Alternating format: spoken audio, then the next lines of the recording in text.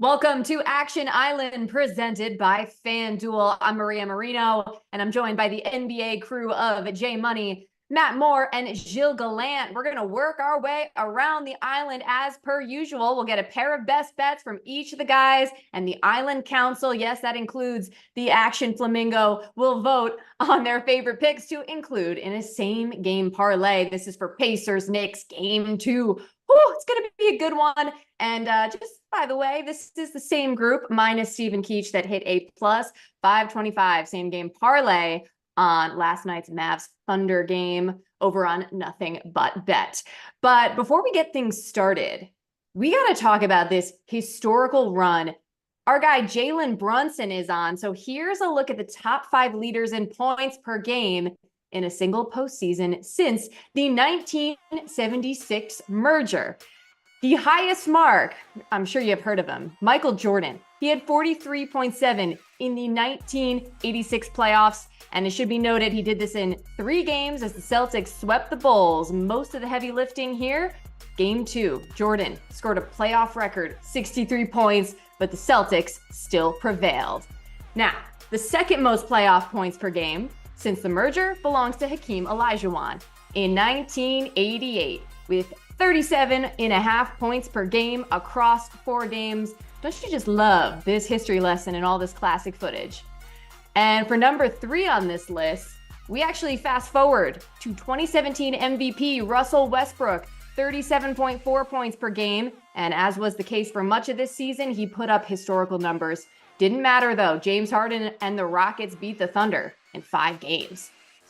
Number 4, it's that guy Michael again. This time the 1990 playoffs. MJ averaged 36.7 points per game. Pistons beat the Bulls in 7 games in the Eastern Conference Finals, and we know what happened the following year.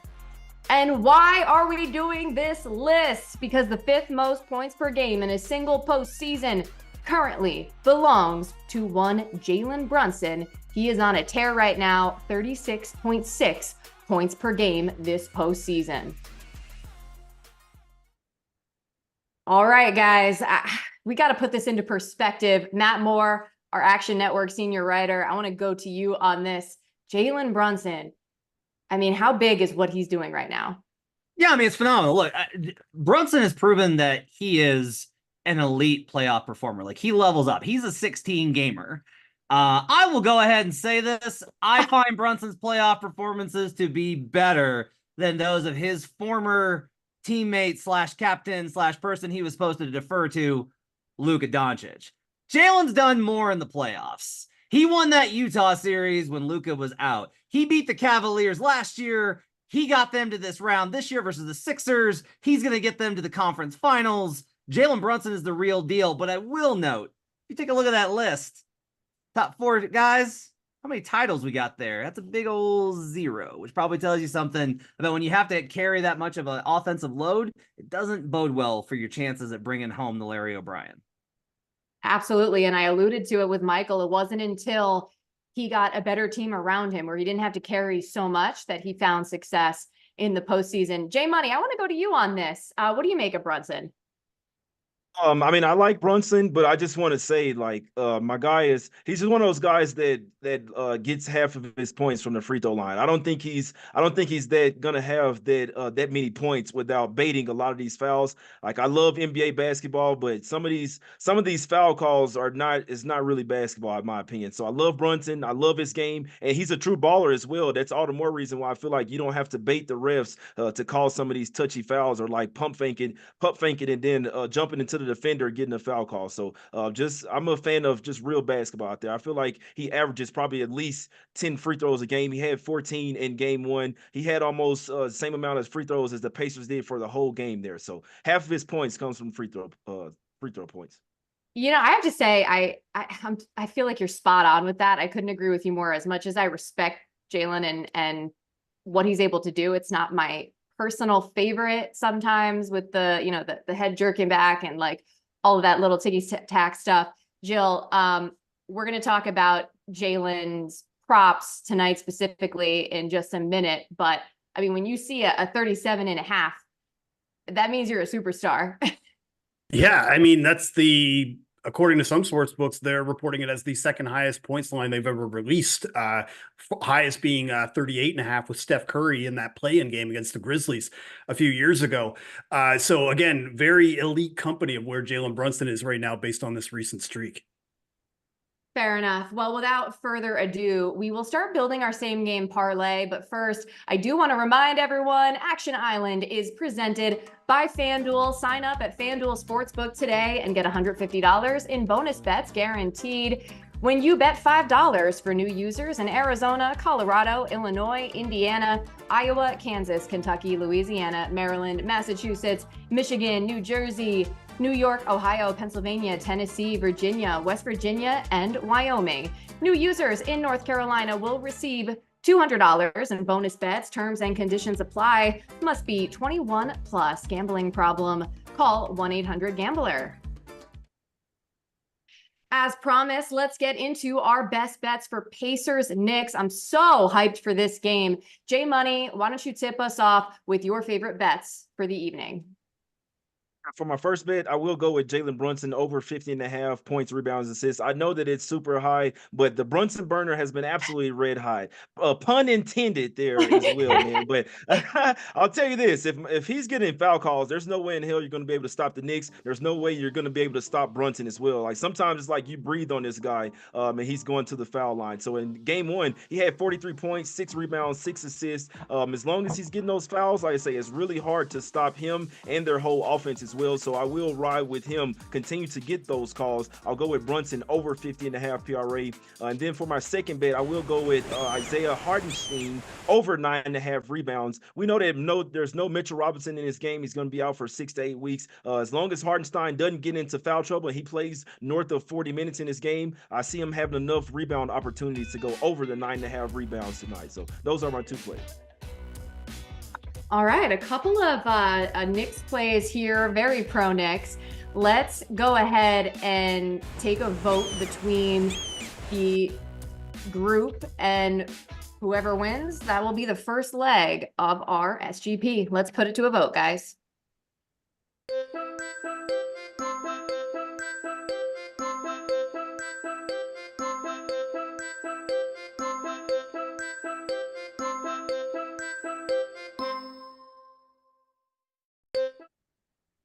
Time to show them.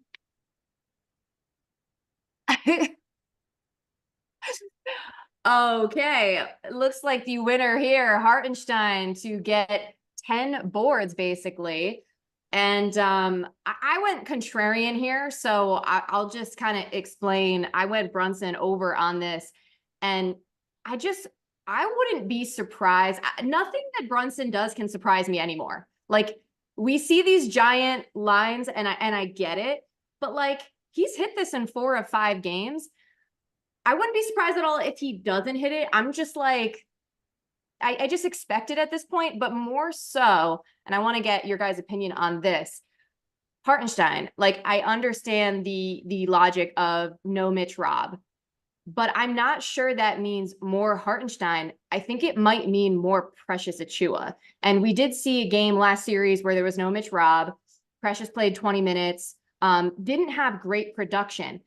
But Tom Thibodeau might not have a choice because if you look at how many fouls Hartenstein has racked up, I mean, he's gotten like 4 or 5 fouls in most of the games this postseason. So that's kind of my slight hesitation on Hartenstein. I'll go to Matt first here because I saw like a big, like, you know, I always see the big facial expressions on Matt to reacting to what I say.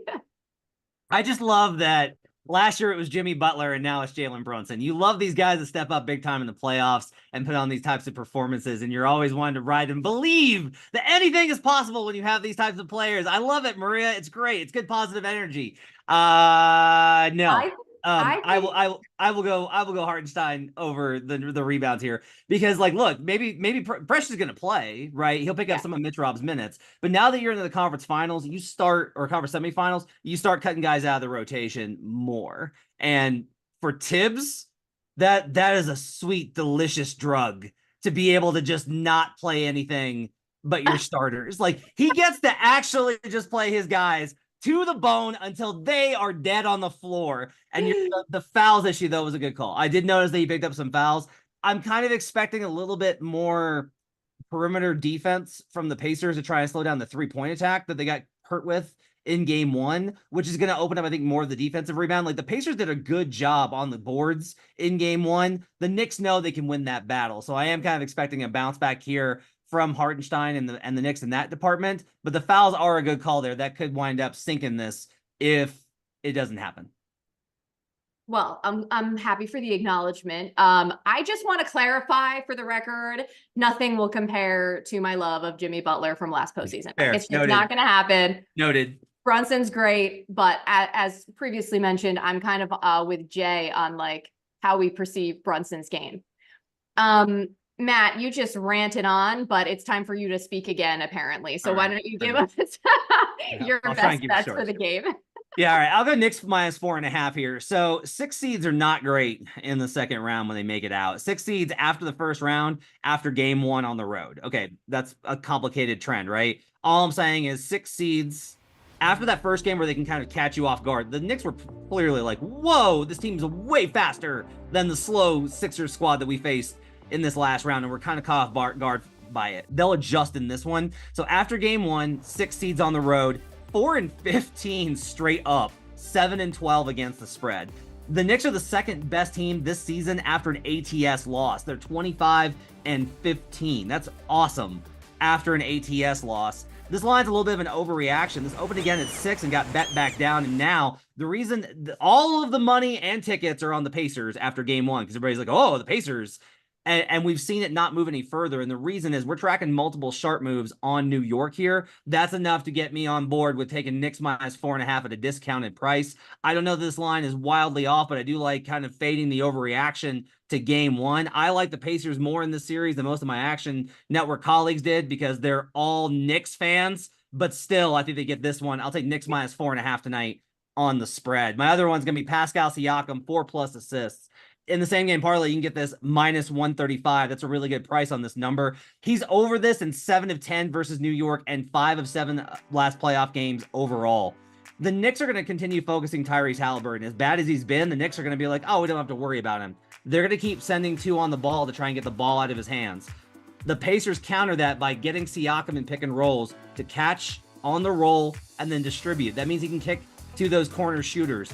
A lot of opportunities there. Siakam had 3 assists in game one just off of transition, where the Knicks, that's where they get a little bit imbalanced sometimes because they crash that offensive glass so much. So we got a lot of opportunities here. Plus, the Pacers have shown they're going to dictate pace in this series. The Knicks could not slow them down. I don't expect them to in game two. I just think the Knicks are going to win it and cover, but I think that the pace is also going to help us out here. I'll take Siakam 4+ assists at -135. Very nice. Let's put it to a vote, fellas.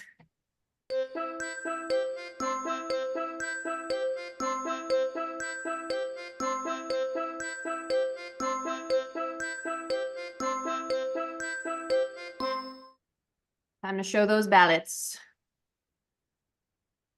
All right. So we have a couple here for Siakam 4+, myself and Gilles. So Gilles, why did you like the Siakam assists play? Well, I mean, I like the Knicks to cover here in this spot as well. I just like the Siakam play a lot more because reports coming out that maybe Halliburton was questionable coming into this game. There could be a higher potential of him having 5 or more assists if he's going to have to maybe be more of a ball handler and playmaker. As well, there were times in game one where he was taking the ball out and, and initiating the offense as well. So I think there's just a lot more upside from the assist standpoint, especially when you look at pretty much every Knicks playoff game so far. It feels like it comes down to the final possession. So I'm just a little worried about whether or not that 4.5 will be enough of a cushion for the Knicks to win. I'm totally with you, and I will speak on that more later in the show. Quick thought though, because Jay, I feel like it's rare that you're on the same side as Matt Moore. So what made you vote for the Knicks here? Well, Matt, I don't really like either one of your plays. No, I'm messing with you, but I'm just messing with you. But I didn't like. I feel like Siakam has to be more of a scorer. He kind of had like a rough start and then kind of got it going as the game went on. But I feel like Siakam has to be a dead-on scorer in this one. Like I know usually like in a regular season he had to be had to like initiate the offense. In this particular series, I kind of like what I saw him going up against OG Anunoby. I feel like he has to get to that 20-25 point range if the Pacers want to have a chance in this game and in this series. So I had to choose the lesser of the two evils in there one, in my opinion, and went with the Knicks -4.5. Action Flamingo judges you. No, that just makes so much more sense to me. I'm like, okay, I get it now. All right, so we have 2 legs down. Now that we have Pascal Siakam 4+ assists, Gilles Gallant, it's your turn. What are your best bets? Okay, so both of my bets right now are essentially fading overreactions. Also, I promise that they're going to kind of come off as like I'm trolling. I swear they're not. But the first bet is Isaiah Hartenstein. But I'm going to Hartenstein rather, and I'm going to take under 24.5 points, rebounds, and assists.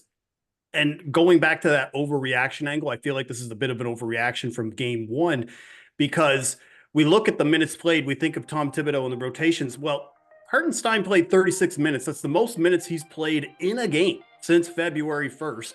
And he still didn't clear this line. And he also had the benefit of hitting his second three-pointer of the year and still wasn't able to go over that. He's only averaging just over 20 PRA in the playoffs. The last game that we saw without Mitch Robinson, that was game 5 versus the Sixers.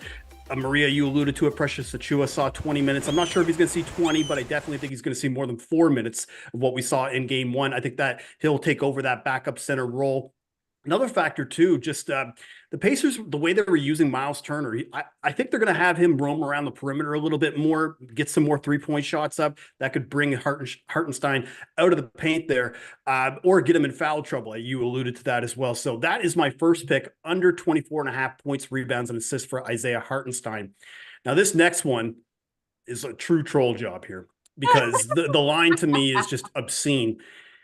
I'm going to take Jalen Brunson under 37.5 points. Normally, Maria, and you know this, we come on these shows, we cite past performance. Oh, he's gone over this in 4 of the last 5 games, blah, blah, blah. Well, and for Jalen Brunson, you'd be right. He has gone over this in 5 straight games. But 2 things can be true at the same time. Jalen Brunson might be the best scorer in New York Knicks history, with a little shout out to Bernard King, and this points line is just too high. Like both things can be true at the same time.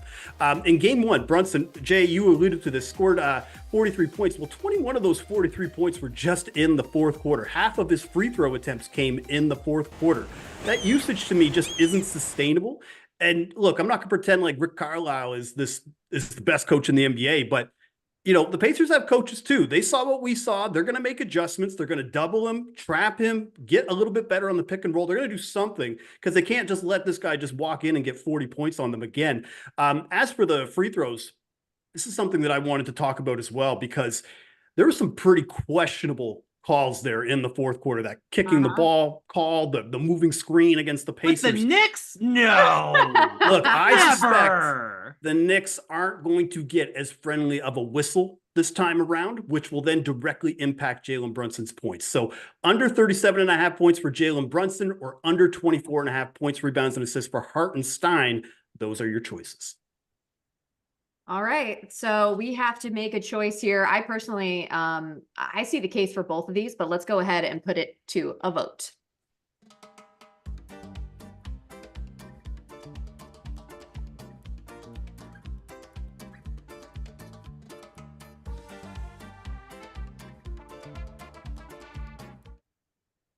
Let's see it. Okay, all right. So we got 2 here for the Brunson under. That is the 3rd leg of our same game parlay. Real quick, Jay, why were you okay with this? I know you like, Jalen's over for PRA, but comfortable taking the under on the points. I do agree with Jill there that it's a tad too high. I see Brunson going for 35 at the absolute most. Then maybe he can get 10 assists and about 6 rebounds to still get over that PRA as well. But if you're the Pacers, you have to double team Brunson, man. You got to make sure somebody else beats you. So I think this is actually the game where he might rack up a few more assists than and not go for 43 points this time around. So of those two, I would rather go with the under 37.5 points. There's still a pathway for him to get over the PRA, but still go under the 37.5 points. Matt, why are you and the Action Flamingo going this route with Brunson? Gilles' cap on Hartenstein was really good. It was really good, especially with the infrequency. But there is kind of one sequence that really kind of concerns me here, and it's that the Knicks found a lot of success getting Hartenstein involved on floaters. So they would drive into the paint, be able to pull a lot of attention.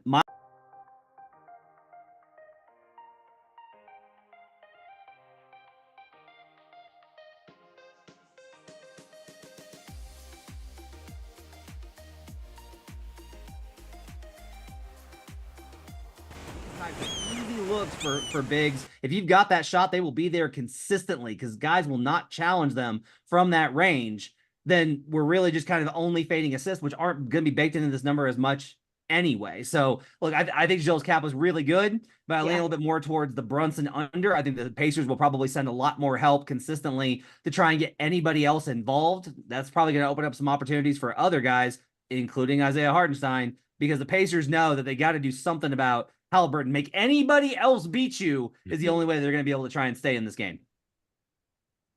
As I said, I really like both of these options, and I'm not trying to hate on Brunson at all. I personally just don't want to fade him. I'm too scared. I lack the courage to fade Jalen Brunson. Sounds a lot like what you said about Jimmy last year. Or look at No, I just liked watching Jimmy, and I just wanted to watch him more. So that it was different. I like watching. I will say I do like watching Jalen Brunson. He's maybe the most entertaining guy outside of Ant in the playoffs right now. Both of them get half of their points from the free throw line. Just saying. Jimmy as well. He's a hater. You're not a hater. Jay's a hater. Just saying. I'm like somewhere in between, I think. But just one more point about Hartenstein. It kind of goes back to what I said before, where that's why I voted for the under. And just to clarify, so he had at least 4 fouls in 5 of 7 postseason games. And without Robinson, I don't know how, if you're the Pacers, your strategy is not to go at Hartenstein and try to get him into some foul trouble. And by the way, great point, Gilles, about the 3-pointer that he made at the half. Yeah. I completely forgot about that. Like, what are the odds? I don't know, plus a million that happens again. So really good point there. Hey, that means we have 3 legs picked out for our same game parlay. So let's take a recap. So the pick from J Money, Hartenstein over 9.5 boards. Then we had Matt Moore with Pascal Siakam to get 4+ assists. And then Jalen Brunson to go under 37.5 points. You can find odds of around plus 425 right now on FanDuel. All right, are you guys ready for a bonus bet from yours truly? Let's go. I feel like this is a little bit of Maria against the world. I got Matt Moore actually betting on the Knicks. I mean, how often does that happen? Even J Money is willing to side with Matt Moore on betting on the Knicks. So with that disclaimer in mind, I'm going to go ahead and ride with the Pacers plus the points here. I feel like, Matt, you should be proud of me. This is like the most courage I've had. So here's the deal. The Knicks, I'll give you a little secret. They don't mind playing close games. In fact, they thrive off of it. They have you right where they want you when they're in a close game. Why? Because their physicality and their scrappiness, it bodes well for them in these close, gritty games. 6 of the 7 Knicks games this postseason have been clutch games. What does that mean? Within 5 points with 5 minutes left in the game. I also think the Pacers are just too talented and too well coached to not both identify adjustments and be able to execute them. I admit, when you play the Knicks defense and also when you defend Brunson, it takes some getting used to. It's a little bit of a shock, but I have faith that they will be able to handle those things a little bit better. Like, how do you not just have Nimhard like guarding Brunson one-on-one and then like not switching it up? I don't see that happening. We've talked about the 14 free throws that Jalen had. Most he's made all postseason. Do we really think we're going to get back-to-back duds from Halliburton? I'm not so sure. He scored 9 in game 1 against Milwaukee, averaged 17 points over the next 5 games. And you could say, well, he's dealing with a back issue. Well, he was dealing with a back issue last series too.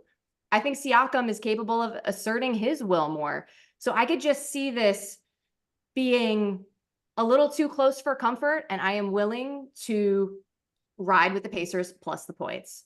Look, I think it's a great cap, Maria. I really do. Even as somebody that's on Knicks minus 4.5 here. The other thing I would say is if you like the Pacers, you could probably get them now. And then there's gonna be a good Knicks spot because I think we all kind of think TJ McConnell's probably gonna come in this game and wreck the Knicks bench unit again, which means you'll probably get the Knicks at a discounted number there. And if likewise, if the Halliburton minutes do go poorly, you can probably get Pacers at a better price there. This is gonna be, I think, a great series for live betting. I don't think that there's a wrong way to kind of bet this game. I'm on Knicks minus 4.5 based off of the trends mostly, but I do agree with Maria that look, Pascal Siakam is capable of playing better. Tyrese Halliburton is capable of playing better, and you're absolutely right that a lot of these games with the Knicks wind up in crunch time. So you can even probably even if you do want Knicks, you can get a better price later after laying it with the Pacers here. I want to ask you, Maria, do you just want the points at 4.5 inside 2 possessions, or do you want a little bit on Pacers money line? I thought about Pacers money line. I am, to quote J Money, I'm not dumb. So like, I could really see the Pacers winning here. I really could. I think going into the series, the Knicks were slightly overrated in my opinion. That's just my humble opinion. I think the Pacers are better than they've gotten credit for, but I'd rather play it a little safe here, and I'm comfortable with that. You know, right around 5-point margin of victory. We just this is what we saw in the series against Philly. Like that series could have gone either way, and most of the games could have gone either way. And so I'm kind of just I'm betting on a little bit of that mentality. So I want to get some more thoughts. I'm having too much fun on the island. Jay, have I convinced you? Just want to say it's just kind of like Matt mentioned the Knicks bench unit. Like it's 2 players. Like we're talking about Tibbs here. There is no bench unit. I just thought that was kind of funny there, man. But shout out to you, Maria, for going with your gut. Like Matt saying like 4.5. I'm voting with him, his side as well. Everybody's on the Knicks today as well. We know that they have a lot of fans over there. Their fan base is going crazy. But shout out to you for Maria. I'm a fan of people just going with their gut. They don't care about seeing everybody on one side. They're like, you know what? No, I think this, and I'm gonna go with what I really know. And obviously, we saw the Pacers give them all they could handle as well. I usually like to go with the team as well. Like when the refs come out and say, hey, look, we missed the call, especially in the last 2 minutes that could have really changed the game. I usually like to go with that team that kind of like that had the bad call against them. So I wouldn't be a bit surprised if the Pacers lost this game. I mean, Pacers were able to cover this game, but I am rooting for like a close Knicks win, so that because that Pacers game 3 would be a really nice spot. Like that's what I'm rooting for right there. And by the way, Jay, I believe it was you that taught me go with your gut. But Gilles, I want to get a final word from you here. You mentioned that you feel like the whistle, could be a little bit different here in game 2. I do. And the one thing I would just say is when it was at like 6.5 and 6, that's kind of a spread where you would maybe feel a little bit comfortable. But once it gets under 5, Maria, let's have some courage here. Let's just take the money line. Come on. Like, if they're going to be that close, like if you feel that they can keep it that close, that means they probably have a good chance to win. I think when a spread is that close, if you don't feel that they have a good chance to win, it's hard to convince me to take the spread at the same time. So do you feel that they could win the game? Oh, yeah. Well, then let's take the money line and then we'll pair it with the spread too. Maybe I'll get some more courage up in the next hour and a half. But in the meantime, if you wanted to include this bet from myself in with the parlay we already built, we're looking at odds of around plus 749. So how much courage do you all have? You gonna go with the 4-leg parlay? Let's do it. I love it. Action Flamingo approves. Okay, as per usual, this has been a super fun time on the Action. Action Island is presented by FanDuel Sportsbook. Thanks everybody for watching. For Jay Money, Matt Moore, and Gilles Gallant, I'm Maria Marino. Have fun tonight.